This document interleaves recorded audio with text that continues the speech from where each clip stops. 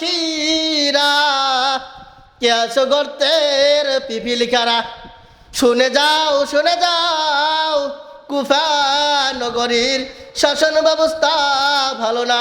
হুসাইনের কাছে গিয়ে খবর দাও, হুসাইন যেন কারবালার প্রান্তরে দিয়ে এই কুফা নগরীতে যেন না আসে। সঙ্গে শুনে তিনি পিছনে তাকাইয়া দেখলেন যে এই সন্তান দুটোর কাল্লা কেটে নিয়ে হাতের মধ্যে নিয়ে যাইতেছেন। পিছনে তাকাইয়া দেখতেছেন ছোট্ট ভাই বড় ভাইকে জড়াইয়ে ধরে চিল্লাইতেছে। এদিকে প্রমাণ হয়ে গেল আল্লাহ রাস্তায় যারা শহীদ হয়ে যায় তারা কখনো মরে না। কথাটা কিন্তু হোসাইনের কান পর্যন্ত পৌঁছালেন না। হোসাইন রাদিয়াল্লাহু তাআলা আনহু মেয়ে ছেলে শিশু সন্তান সহ বিবি বাচ্চা সবাইকে নিয়ে মাত্র ৭২ জন নিয়ে একটা কাফেলা। কয়জন? ৭২ জন মিলে একটা কাফেলা। সেই কাফেলা নিয়ে রওনা দিয়েছে কুফা নগরীর দিকে। কোথায়? কুফা নগরীর দিকে রওনা দিয়েছে। যাইতে যাইতে একটু রাত হয়ে গেল। এক চতুর্দিকে পাহাড় আর মাঝখানে ফাঁকা জায়গা। সেই জায়গার দিকে দেখতেছে কোন দিক দিয়ে যাবো, রাস্তা তো আর চিনতে পারি না। তাহলে কি করা যায়? এখানে আমরা তাঁবু গাড়ি, রাতটা এখানে পার করি, সকাল হলে আবার উজাল যখন হবে সেই উজাল দেখে আমরা আবার কুফা নগরের দিকে রওনা দেব। তো একজন তার দলের মধ্যে একজন তাঁবু গাড়া হোক। তাহলে কি করা হয়? মাটির মধ্যে খুঁটি গাড়া। তাঁবু গাড়তে খুঁটি লাগবে না? খুঁটি গাড়ার জন্য যখন মাটি যখন খুঁড়তেছে তখন দেখতেছে মাটির তল দিয়ে শুধু রক্ত বাড়ায়। কি বাড়ায়? রক্ত বাড়ায়। মাটি থেকে রক্ত বাড়াইতেছে। কি করা যায়? তাহলে একটা গাছের ডাল ভাঙো, সেগুলো অন্তত তাঁবুর উপরে দেওয়া যায়। গাছের ডাল ভাঙা হয়, গাছের ভিতরে থেকে কোনো আঠা বের হয় না, শুধু রক্ত বের হয়। তখন হোসাইন বলতেছেন কি ব্যাপার, এখান থেকে রক্ত কেন বের হয়? এই জায়গার নাম কি? একজন দেখতেছে, একজন সেই দিক দিয়ে যাইতেছে, তাকে জিজ্ঞেস করলেন এই জায়গার নাম কি পথিক? তোমরা কে? আচ্ছা, আমরা সেই মদিনা থেকে আসতেছি, যাব কুফা নগরীতে। ও, তোমরা মদিনার লোক? এই জায়গার নাম হচ্ছে কারবালা। এই জায়গার নাম কি? কারবালা। হোসেন সঙ্গে সঙ্গে তার সদল বলে সবাইকে বলল তাঁবু গাড়ো, তাঁবু গাড়ো, এখানেই তাঁবু গাড়ো। কেননা আমার নানার মুখ থেকে আমি শুনেছি এই কারবালার ময়দানে আমাকে শহীদ করে দেওয়া হবে। আর আমার আম্মা জান আমাকে শহীদ যেন আল্লাহ কবুল করে নেয়, এই জন্য আল্লাহর কাছে আমাকে আল্লাহর কাছে দোয়া করে আল্লাহর কাছে আমাকে দান করে দিয়েছেন। এখানেই তাঁবু গাড়াও। তাঁবু গাড়া হলো। মাত্র ৭২ জন নিয়ে একটা কাফেলা। আর ইয়াজিদের বংশধর ২২,০০০-এর মতো সৈন্য নিয়ে চতুর্দিকে ঘেরাও করেছে। একে একে সবাই যখন ভাবতে লাগলো, হোসাইন গিয়ে বলতেছেন আমার কাফেলার দলেরা, আমি জানি এই ২২,০০০ লোকের মধ্যে আমরা যুদ্ধ করে, এখানে অনেক বড় ঘটনা ছিল, কাটলাম, সংক্ষেপ করলাম, এতগুলো লোকের মধ্যে আমরা পারবো না। অতএব তোমরা এই যে বাতি একটা আমি জ্বালাই রাখছি, যেটা আমরা তাঁবুর মধ্যে জ্বালিয়ে রাখছি, সেটা নিভে দিচ্ছি। আর এই অন্ধকারের মধ্যে তোমরা যে দিক দিয়ে পারো পালিয়ে চলে যাও। আর আমি হোসাইন এখানে থাকবো, কেননা এখানে আমাকে শহীদ হতে হবে, এটা আল্লাহর নিদর্শন। তো কেউ আর হোসাইনকে ছেড়ে গেলেন না, সবাই। এদিকে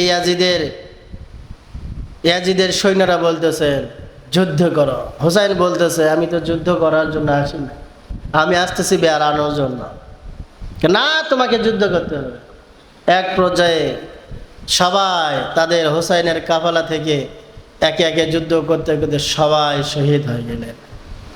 বাকি রয়েছে 2 জন, হোসাইন আর হোসেনের মধ্য থেকে আরেকজন। তার আগে হোসাইনের সবচাইতে যেটা মর্মান্তিক ঘটনা আমরা মনে রেখেছি, সেটা হচ্ছে হোসাইনের সবচাইতে ছোট্ট একটা 6 মাসের শিশু ছিল, তাই না? সেই শিশুটা পর্যন্ত শহীদ হয়ে গেলেন, ইয়াজিদের লোকেরা পানি দিল না। এরপরে হোসাইন রাদিয়াল্লাহু তাআলা আনহুকে তার কল্লাটা কাটলেন, কেটে ইয়াজিদের রাজ দরবারের দিকে নিয়ে চলে গেলেন, আর কুফা নগরীতে পড়ে রইলেন তার দেহটা আর তার ছোট্ট শিশুরা। সাধারণতভাবেই দ্বন্দ্বটা ছিল রাজনৈতিক দ্বন্দ্ব। কি দ্বন্দ্ব? রাজনৈতিক দ্বন্দ্ব। যদি আমি বিশ্লেষণ করতাম, অনেকেই মনে করতো, কে গো, হুজুর রাখেছি আমরা, বেতন দেই আমরা, আর হুজুর মসজিদের রাজনীতি করে গেল, মানে এমন কথা উঠতো না? ইউনূস নবীকে মাছে খেয়ে ফেললো। কিসে খেয়ে ফেললো? মাছে খেয়ে ফেললো। মাছে যখন ইউনূস নবীকে খাইতে শুরু করেছে, গিলতে শুরু করেছে, আর ইউনূস নবী যখন মাছের মুখ দিয়ে পেটের ভিতরে যাইতে শুরু করেছে, ঠিক তখন ইউনূস নবী কিন্তু আল্লাহর কাছে দোয়া করেছিলেন, যেটা আমরা এক বাক্যে সকলে চিনি, ইউনূস দোয়া। কি দোয়া? দোয়াটা আমরা জানি না? লা ইলাহা ইল্লা আনতা সুবহানাকা ইন্নী কুনতু মিনাজ জালিমিন। আল্লাহর কাছে ইউনূস নবী দোয়া করলেন, আর দোয়াটা আল্লাহর এত পছন্দ হলো, আল্লাহ রাব্বুল আলামিন ইউনূস নবীকে মাছের পেটের মধ্যে জিন্দা রাখলেন, এবং ওই মাছের মুখ দিয়ে আবার সমুদ্রের কিনারায় ইউনূস নবীকে যে আবার পাঠিয়ে দিলেন, সেই দিনটি ছিল 10 মুহররম। নবীর সবচেয়ে কলিজার টুকরা ফাতেমাতুজ জোহরা ঠিক মুহররম মাসের মধ্যে দুনিয়াতে এসেছে। হ্যাঁ, এটা একেবারে সঠিক, কিন্তু 10 মুহররমে যে এসেছেন দুনিয়াতে, তারিখটা নিয়ে একটু দ্বিধাবন্ধ রয়েছে। আল্লাহ রাব্বুল আলামিন 10 মুহররমের মধ্যে আবারও আরেকটি কাজ করবেন। সেই কাজটি হচ্ছে হাসরের মাঠ যেই দিন অনুষ্ঠিত হবে, সকলের বিচার শুরু হয়ে যাবে, সেই দিনটাও কিন্তু এই 10 মুহররম হবে। সুবহানাল্লাহ। রসুল আমার 3 দিন ভরা অনাহারে রয়েছে। রসুল আমার উম্মতের ব্যথায় ব্যতীত হইয়া সিজদায় পড়িয়া আল্লাহর জন্য কাঁদতেছে, আর বলতেছে, ইয়া উম্মতি, ইয়া উম্মতি। রসুলকে 3 দিন যাবৎ খুঁজে পাওয়া যাইতেছে না।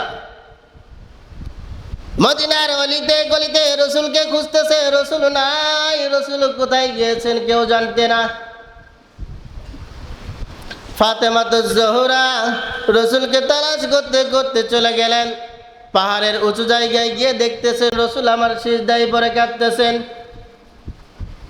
সিজদায় পড়ে, আপনারা যে কারবালা বলেন, কার যেন সূচনা থেকে আমি বলতেছি, সিজদায় পড়ে রসুল আমার যখন কান্নাকাটি করতেছেন, ফাতেমাতুজ জোহরা গিয়ে বলতেছেন, বাবা গো, 3 দিন যাবৎ আপনাকে আমরা খুঁজতেছি, কোথাও খুঁজে পাইতেছি না। 3 দিন যাবৎ মক্কা নগরীর অলিতে গলিতে আপনাকে খুঁজেছি, পাইতেছি না। বাবা গো, তুমি যে সিজদায় পড়ে আল্লাহর কাছে উম্মতি উম্মতি করে কাঁদতেছো গো বাবা, তোমার ব্যথা আর তোমার দুঃখ আমার আর সহ্য হয় না। আমি ফাতেমাতুজ জোহরা তোমার কাছে বলে দিলাম, তুমি যেই উম্মতের ব্যথায় ব্যথিত গো বাবা, আমি ফাতেমার জীবনের যতগুলো সওয়াব রয়েছে গো বাবা, আমার জীবনের সব সওয়াবগুলো তোমার গুনাহগার উম্মতের জন্য ওয়াকফ করে দিয়ে দিলাম বাবা। এরপরও আপনি মাথাটা উঠাই দেন। রসুলের পরে মাথা উঠাই না, কান্না করতেছে, ইয়া উম্মতি বলিয়া। এরপরে ফাতেমাতুজ জোহরা বলতেছেন, বাবা গো, তোমার আর কষ্ট আমার সহ্য হয় না। তুমি যে উম্মতের ব্যথায় ব্যথিত। যাও যাও বাবা, আমার কলিজার টুকরা দুইটা সন্তান হাসান এবং হুসাইনকে তোমার পাগল পারা উম্মতের জন্য আমি আল্লাহ রাস্তায় কুরবানি দিয়ে দিলাম। এবার আল্লাহ রব্বুল আলামিন জিব্রাইল আমিনকে ডাক দিয়ে বলতেছেন, জিব্রাইল যাও যাও, আমার হাবিবের কাছে গিয়ে বলো আমার হাবিব যেন না আর কান্নাকাটি করে। আমি মালিক মায়ের দোয়া কবুল করে নিয়েছি। কার দোয়া? কার দোয়া কবুল করেছে? মায়ের দোয়া। যে মা হইয়া তার নিজের দুইটা সন্তানকে উম্মতের জন্য কোরবানি দিয়ে দিলেন, আল্লাহ সেইটা কবুল করে নিয়েছেন। এবার রসুল আমার মাথা তুললেন। কিছুদিন পর যখন মুআবিয়া রাদিয়াল্লাহু তাআলা আনহুকে যখন রসুলের কাছে গল্প করতে করতে বলতেছেন, মুআবিয়া রে, তুমি কি জানো জিব্রাইল আমিন আমাকে বলে গিয়েছে আমার সব চাইতে কলিজার টুকরা হুসাইন রাদিয়াল্লাহু তাআলা আনহু, যিনি যুবকদের জান্নাতের ভিতরে যুবকদের সর্দার হবেন, হাসাইন আর হুসাইন, সেই হুসাইনকে তোমার বংশধর কারবালার প্রান্তরে তোমার বংশধর আমার হুসাইনকে হত্যা করে শহীদ করে দিবে। মুআবিয়া তখন বললেন, ইয়া রাসূলুল্লাহ, এটা আমাকে কি শুনাইলেন? ইয়া রাসূলুল্লাহ, আমার বংশধর যে আমার ওরস জাতক সন্তান যে আপনার কলিজার টুকরা হুসাইনকে হত্যা করবে, ইয়া রাসূলুল্লাহ, তাহলে আমি বিয়েই করব না। কি করব না? তখন রসুল বললেন, আল্লাহ আমার হুসাইনকে কবুল করে নিয়েছেন শহীদের জন্য, অতএব আল্লাহ যেভাবে হোক ঘটনাটা ঘটাইবেন, মুআবিয়া তোমাকে বিয়ে করতে হবে। তুমি যদি বিয়ে না করো, অনেকগুলো তোমার প্রতি হক যেগুলো রয়েছে সেগুলো থেকে তুমি বঞ্চিত হবা। দীর্ঘ লম্বা ঘটনা সংক্ষেপ করতেছি। এদিকে মুআবিয়া রাদিয়াল্লাহু তাআলা আনহুর পরে রসুল আমার দুনিয়া থেকে বিদায় নিয়ে চলে গিয়েছেন। মুআবিয়ার পরে ক্ষমতা দায়ভার পালেন মুআবিয়ার পুত্র ইয়াজিদ। ইয়াজিদ এমন একজন শাসক হিসাবে ওই কুফা নগরীতে পরিচিত হয়ে গেল। তিনি একজন জালিম শাসক, অত্যাচারী শাসক ছিলেন। কি শাসক ছিলেন? জালিম শাসক ছিলেন। তার হাতে সবাই বায়াত গ্রহণ করতে চাইলেন না, প্রত্যেকে তাকে কিন্তু শাসক হিসেবে মানতে চাইলেন না। কুফা নগরী থেকে হাজার হাজার চিঠি হযরত হুসাইনের কাছে পাঠাই দিলেন, হুসাইন তুমি আসো, তুমি আসো, তুমি এই কুফা নগরীতে আসো, এখানকে শাসন ক্ষমতা তুমি হাতে তুলে নাও, ইয়াজিদকে আমরা মানতে চাই না। যখন হাজার হাজার চিঠি আসলো কুফা নগরী থেকে, তখন হুসাইন আসলে ঘটনা কতটুকু সত্য এটা জানার জন্য হুসাইনের চাচাতো ভাইকে পাঠাই দিলেন কুফা নগরীতে। কুফা নগরীতে গেলেন। সেখানে গিয়ে সবাই মুসলিম বিন আকিল ছিলেন হুসাইনের চাচাতো ভাই। মুসলিম বিন আকিলকে বলতেছেন, মুসলিম বিন আকিল, আমরা হুসাইনকে আমরা লিডার হিসেবে স্বীকৃতি দেব। এই যে তোমার হাতে হাত রেখে আমরা বাইয়াত গ্রহণ করলাম, শপথ গ্রহণ করলাম। এই কথাটা যখন সবাই বলল, কুফা নগরীর গভর্নর ইয়াজিদ প্রজাদের প্রতি তখনই একেবারে আরো জুলুম বাড়াইয়া দিল। জুলুম আর অত্যাচারের ভয়ে কুফা নগরীর যেই সকল লোকজনের আমরা হুসাইনকে লিডার হিসাবে মেনে নেব, অনেকে ভয়ে কিন্তু পিছু হটে চলে গেলেন। আর মুসলিম বিন আকিলকে অন্যায়ভাবে জুলুম করে ধরে নিয়ে গিয়ে একবারে কল্লা থেকে গলা থেকে কল্লা নিধ করে দিল, হত্যা করে ফেলে দিল। মুসলিম বিন আকিলের দুইটা সন্তান ছিল। কি ছিল? মুসলিম বিন আকিলের ছোট্ট দুইটা সন্তান, চাঁদের মতো চেহারা। দূর থেকে খেলতে খেলতে দেখতেছেন আমার বাবাকে কুফা নগরীর গভর্নর ইয়াজিদের চেলা চামুন্দারা আমার বাবাকে হত্যা করে ফেলেছে। তখনই দৌড়াতে শুরু করে দিল, জঙ্গলের মধ্যে আশ্রয় নিল। তারা দিনের মধ্যে জঙ্গলের মধ্যে লুকিয়ে থাকতো, আর রাতের মধ্যে ওই মুসলিম বিন আকিলের দুইটা সন্তান চিল্লাইতো আর যাইতো, ডাক দিত।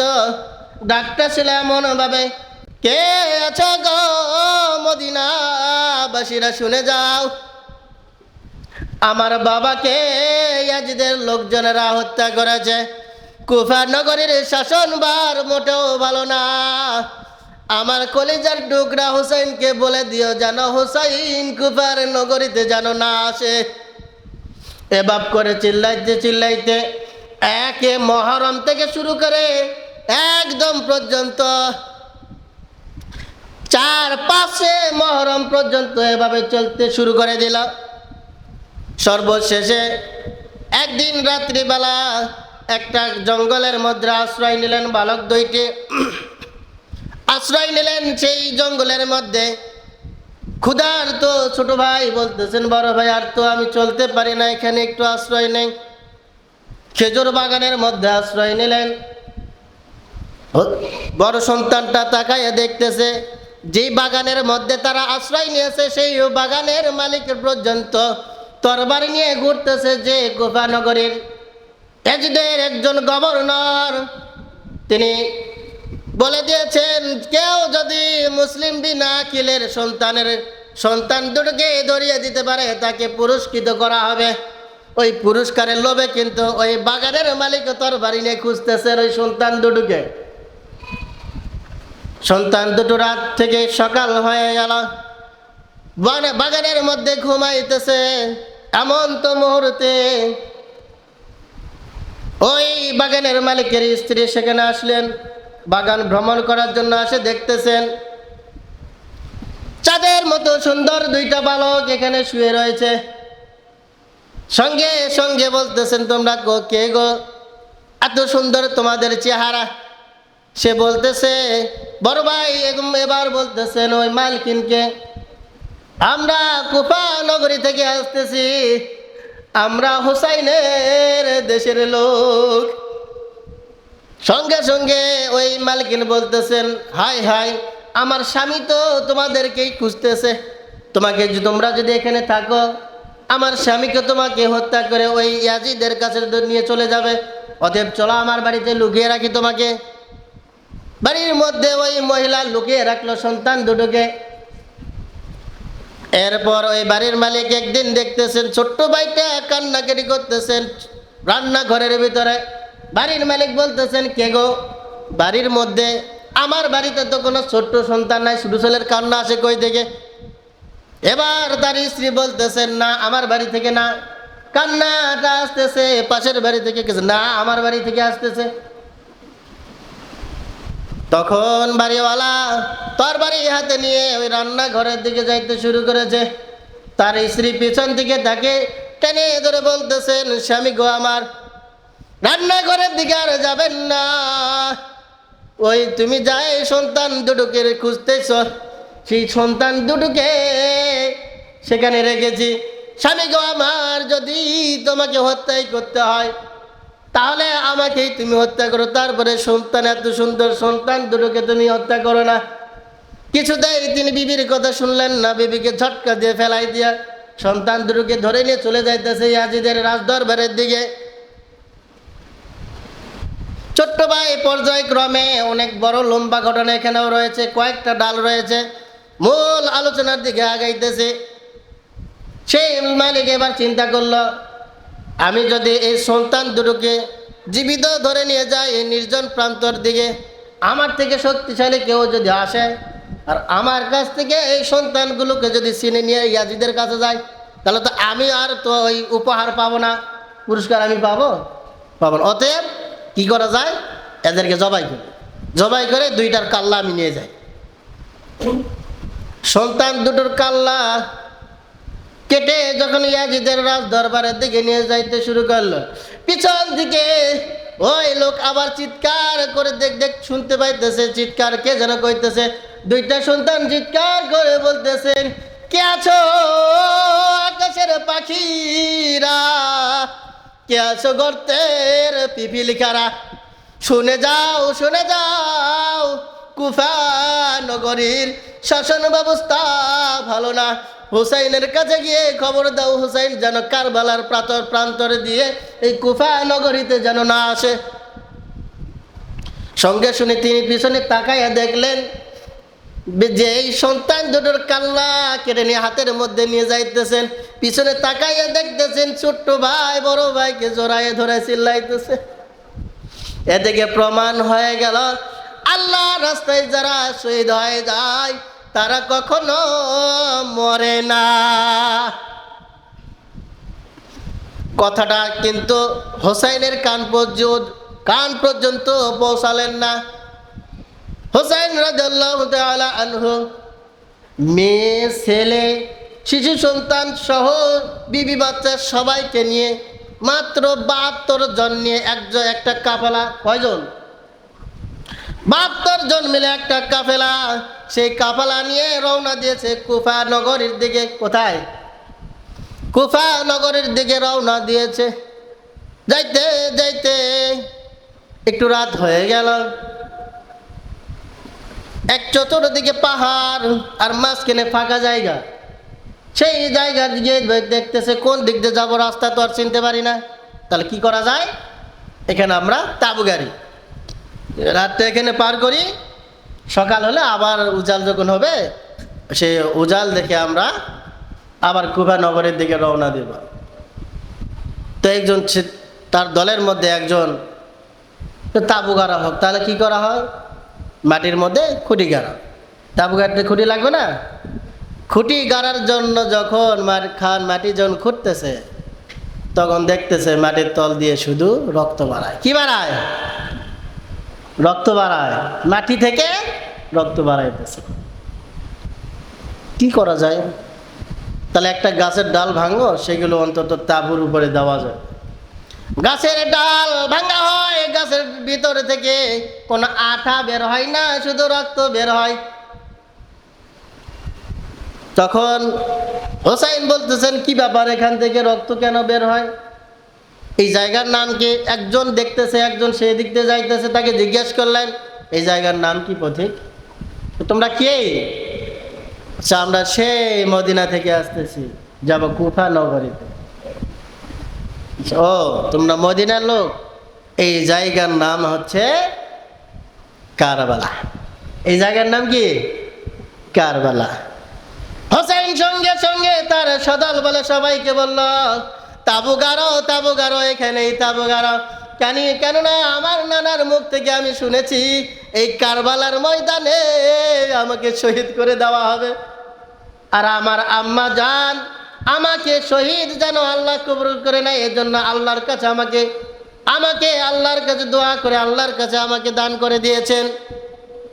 এখানেই তাঁবু গাড়া হলো। মাত্র 72 জন নিয়ে একটা কাফেলা, আর ইয়াজিদের বংশধর 22,000-এর মতো সৈন্য নিয়ে চতুর্দিকে ঘেরাও করেছে। একে একে সবাই যখন ভাবতে লাগলো, হোসাইন গিয়ে বলতেছেন, আমার কাফেলার দলেরা, আমি জানি এই 22,000 লোকের মধ্যে আমরা যুদ্ধ করে, এখানে অনেক বড় ঘটনা ছিল, কাটলাম, সংক্ষেপ করলাম, এতগুলো লোকের মধ্যে আমরা পারবো না। অতএব তোমরা এই যে বাতি একটা আমি জ্বালাই রাখছি, যেটা আমরা তাঁবুর মধ্যে জ্বালিয়ে রাখছি, সেটা নিভে দিচ্ছি, আর এই অন্ধকারের মধ্যে তোমরা যে দিক দিয়ে পারো পালিয়ে চলে যাও, আর আমি হোসাইন এখানে থাকবো, কেননা এখানে আমাকে শহীদ হতে হবে, এটা আল্লাহর নিদর্শন। তো কেউ আর হোসাইনকে ছেড়ে গেলেন না, সবাই। এদিকে ইয়াজিদের সৈন্যরা বলতেছেন, যুদ্ধ করো। হোসাইন বলতেছে, আমি তো যুদ্ধ করার জন্য আসিনি, আমি আসতেছি বেড়ানোর জন্য। না, তোমাকে যুদ্ধ করতে হবে। এক পর্যায়ে সবাই তাদের হোসাইনের কাফালা থেকে একে একে যুদ্ধ করতে করতে সবাই শহীদ হয়ে গেলেন। বাকি রয়েছে দুইজন, হোসাইন আর হোসেনের একটা, হোসেনের মধ্য থেকে আরেকজন। তার আগে হোসাইনের সবচাইতে যেটা মর্মান্তিক ঘটনা আমরা মনে রেখেছি, সেটা হচ্ছে হোসাইনের সবচেয়ে ছোট্ট একটা 6 মাসের শিশু ছিল, তাই না? সেই শিশুটা পর্যন্ত শহীদ হয়ে গেলেন, ইয়াজিদের লোকেরা পানি দিল না। এরপরে হোসাইন রাদিয়াল্লাহু তাআলা আনহুকে তার কল্লাটা কাটলেন, কেটে ইয়াজিদের রাজদরবারের দিকে নিয়ে চলে গেলেন, আর কুফা নগরীতে পড়ে রইলেন তার দেহটা আর তার ছোট্ট শিশুটা। সাধারণতভাবেই দ্বন্দ্বটা ছিল রাজনৈতিক দ্বন্দ্ব। কি দ্বন্দ্ব? রাজনৈতিক দ্বন্দ্ব। যদি আমি বিশ্লেষণ করতাম, অনেকেই মনে করতো, কে গো, হুজুর রাখেছি আমরা, বেতন দেই আমরা, আর হুজুর মসজিদের রাজনীতি করে গেল, মানে এমন কথা উঠতো না?